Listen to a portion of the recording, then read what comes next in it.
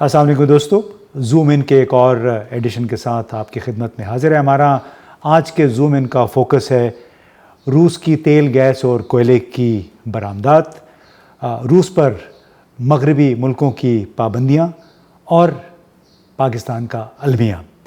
मगर ये गौर की बात है कि इतनी पाबंदियाँ लगी रूस पे, उसके बावजूद यूरोपीय ममालिक अब भी बड़ी मकदार में वहाँ से तेल, गैस और कोयला दरामद कर रहे हैं। उसकी मकदार में कमी ज़रूर आई है, लेकिन यह सिलसिला ताहाल जारी है। क्यों?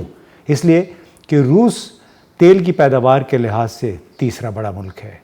दुनिया भर में तेल बरामद करने वाले ममालिक में रूस का शुमार दूसरे नंबर पे होता है। और यही वजह है कि फरवरी में यूक्रेन के ख़िलाफ़ जो फ़ौजी कार्रवाई शुरू की रूस ने, उसके बाद से फरवरी, मार्च, अप्रैल, मई यानी 4 महीनों में रूस ने दुनिया भर को जो तेल, गैस और कोयले की बरामदात थी वो तकरीबन 98 अरब डॉलर थी।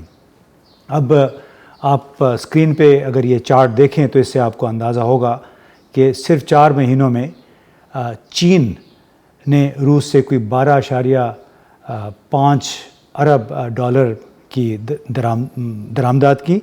जर्मनी दूसरे नंबर पे है और इसको भी तकरीबन कोई 11 अरब डॉलर के बराबर चीन से तेल, गैस, ज़्यादातर इसमें गैस है जो नॉर्थ स्ट्रीम गैस पाइपलाइन कहते हैं, उसके ज़रिए इसको गई। फिर इटली और नेदरलैंड्स, जिसको हॉलैंड भी कहते हैं, आप देखिए चार्ट में, तुर्की है, उसके बाद फिर पोलैंड, फ्रांस, भारत भी उन ममालिक में शुमार होता है जिन्होंने बहुत ज़्यादा फ़ायदा उठाया है रूस पे अमरीकी पाबंदियाँ लगने से।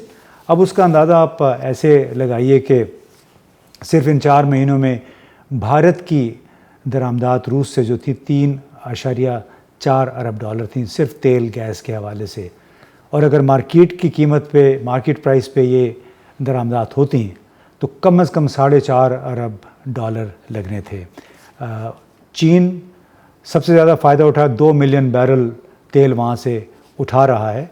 हालांकि बहुत उस पर तनकीद हुई और अमेरिका की तरफ से ख़ास तौर पे, और इस हवाले से अहम बात ये थी कि एंथनी ब्लिंकन यानी अमेरिकी वज़ीर ख़ारजा और भारतीय वज़ीर ख़ारजा जयशंकर की मुलाकात अप्रैल में हुई वाशिंगटन में। और उस मुलाकात के बाद अमेरिकी वज़ीर ख़ारजा ने बड़े वाज़ेह तौर पे एक प्रेस कॉन्फ्रेंस में कहा कि हम दूसरे मुल्कों की हौसला अफजाई कर रहे हैं, उनको कह रहे हैं कि आप रूस से मज़ीद तेल, गैस ना ख़रीदें। लेकिन उसके जवाब में बड़ा करारा सा जवाब दिया भारतीय वज़ीर ख़ारजा ने, क्योंकि वो सुनाव उनको भी रहे थे, साथ ही खड़े थे।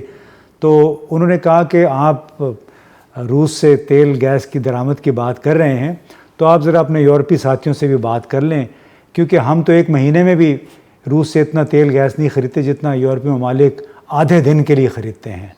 तो बड़ा उन्होंने एक लाजवाब किया अमरीकी वज़ीर ख़ारजा को, और जो अपनी उनकी एक आज़ाद ख़ारजा पॉलिसी है उसका एक बड़ा उन्होंने सबूत दिया उस मौके पे। बाद में थोड़ी सी खिफ़त के साथ एंथनी ब्लिंकन ने ये कहा कि हाँ, हर मुल्क के अपने अपने हालात होते हैं, अपना अपना एक कॉन्टेक्स्ट होता है जिसमें वो अपनी पॉलिसी का तयन करता है। और शायद इस लिहाज से उन्होंने सही कहा, क्योंकि हमारे जब नए वज़ीर ख़ज़ाना मिफ्ता इस्माइल साहब आए तो उनसे CNN पे उनका एक इंटरव्यू था बेकी एंडरसन के साथ। उसमें उन्होंने पूछा कि आपके पिछले वज़ीर आज़म जो थे वो तो तेल और गैस ख़रीदना चाह रहे थे रूस से। तो मिफ्ता इस्माइल साहब ने कहा कि नहीं, वो तो अगर हमने ख़रीदा तो हम पे अमरीकी पाबंदियाँ भी लग सकती हैं। लिहाजा उन्होंने तमाम तर जो वो इब्तदाई बातचीत थी जो इमरान खान साबिक़ वज़ीर आज़म के दौरे रूस के दौरान हुई थी, रूसी सदर पुतिन ने उनकी बड़ी मदासराई भी की थी और बड़ा उनको एजाज़ दिया कि 1-on-1 एक मुलाकात भी की थी मुश्किल हालात में। और ये फरवरी का महीना था और ऐन जिस दिन वज़ीर आज़म वहाँ पहुँचे थे इमरान खान, उसी तकरीबन से एक अगले दिन रूस ने अपनी फ़ौजी कार्रवाई शुरू की यूक्रेन के ख़िलाफ़। तो जनाब, उसमें इसका बात का लुबे लुबाब ये था कि जो मुल्क आज़ाद ख़ारजा पॉलिसी रखते हैं, अपने पाँव पे खड़े होते हैं, जैसे रूस है, चीन है, उन्होंने अमरीकी पाबंदियों की परवाह किए बग़ैर वो सौदे किए जो उनके कौमी मफाद में थे। उन्होंने मुसलसल रूस के साथ रब्ता किया हुआ है और अपनी ख़रीदारी तेल, गैस, कोयले की वहाँ से बढ़ा रहे हैं। अब बदकिस्मती पाकिस्तान की है कि जो साबिक़ वज़ीर-ए-आज़म के दौरे रूस के दौरान इब्तदाई बातचीत हुई, हमने महज अमेरिका के डर से उस बातचीत को आगे न बढ़ाया और वो मामला भी उसी कदर मुतनाज़ हो गया जिस कदर यहाँ पे अदम एतमाद की तहरीक थी, जिसके हवाले से बहुत सारी बातें सामने आ गई हैं।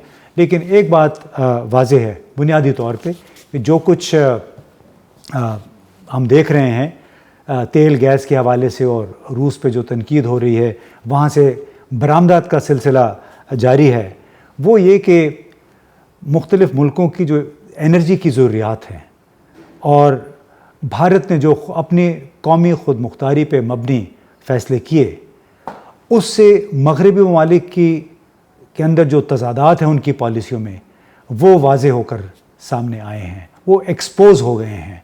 यानी पाकिस्तान जैसे मुल्क जो कि IMF के शिकंजे में जकड़े हुए हैं, कर्ज़ों तले दबे हुए हैं, उनको तो उन्होंने डरा दिया कि अगर आपने कुछ किया तो हम कुछ भी कर सकते हैं, और वो उन्होंने करके दिखाया। आपने देख लिया कि IMF के $1 अरब के कर्ज़े के लिए पाकिस्तान ने क्या कुछ नहीं किया, कितनी कीमतें नहीं बढ़ाईं। तो ये एक फ़र्क होता है जब आप अगर इक़्तिसादी तौर पे मज़बूत हों, माली हालात आपके अच्छे हों, फिर आप किसी की डिक्टेशन नहीं लेंगे बल्कि अपने कौमी मफाद के मुताबिक फ़ैसले करेंगे, न कि दूसरों के डर से वो फ़ैसला नहीं करेंगे जो कि भारत ने किया, चीन ने किया, तुर्की भी है और दूसरे के ममालिक अभी भी रूस से तेल गैस इंपोर्ट कर रहे हैं, जर्मनी भी कर रहा है। यानी क्योंकि ये आज़ाद खुद मुख्तार मुल्क हैं और इक़्तिसादी तौर पे मज़बूत हैं। अगर पाकिस्तान ऐसे ही होता, पाकिस्तान की क़यादत भी इतनी ही मुखलिस होती पाकिस्तान के साथ, तो शायद पाकिस्तान भी आज तेल और गैस रूस से ख़रीद रहा होता या कम अज़ कम कोई ना कोई मुआहदे ज़रूर हो चुके होते।